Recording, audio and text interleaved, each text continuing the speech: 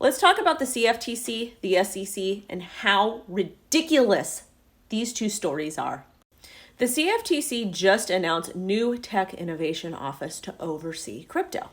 This means that the CFTC is actively working on a new sub-organization to make sure that cryptocurrency is safe, or to make sure that consumers are safe, retail, you and me.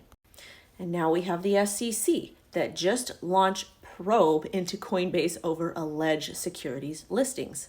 But why is the SEC looking into Coinbase? A former Coinbase employee got caught allegedly insider trading, and in the lawsuit from the DOJ, 24 different cryptocurrencies were mentioned. Well, the SEC took a list and took 9 out of those 24 cryptocurrencies and are basically calling them allegedly securities. This is problematic because the SEC came out of nowhere. And someone from the CFTC also made a comment and said, "Why are you doing this? It doesn't make sense. This is beyond your reach."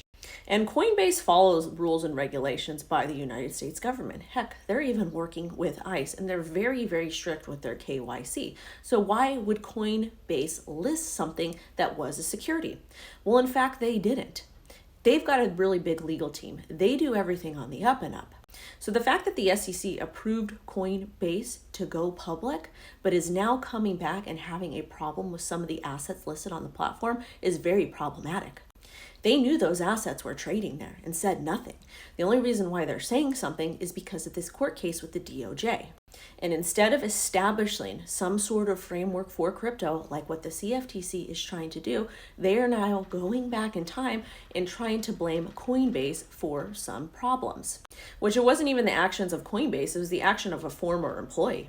So it basically seems that the SEC kind of wants to ride on the bandwagon of the DOJ. But the way they're going about it is not okay. Imagine opening a pizza shop. Everybody knows you sell pizza. You got the permits, you got the license, etc. Then one day, the city comes in and says, "Oh, you're selling pizzas? You can't do that. That's bad. You're in trouble." Or maybe calls out a few different pizzas that you're making and has a problem with that. Let's say, for example, they don't like pineapple pizza, but you can go ahead and sell every other pizza. It doesn't make sense. Because what this is doing, if the SEC does win against Coinbase, it's going to absolutely decimate the entire industry. And they're going to go after other cryptocurrency exchanges and say, these are securities, this is a security, this is a security, when in fact, it's probably not. And it's also very interesting what other government entities or banks are lining people from the SEC's pockets. Cough, cough, Gary and Goldman Sachs. This is a big case. Pay attention to it and follow the money.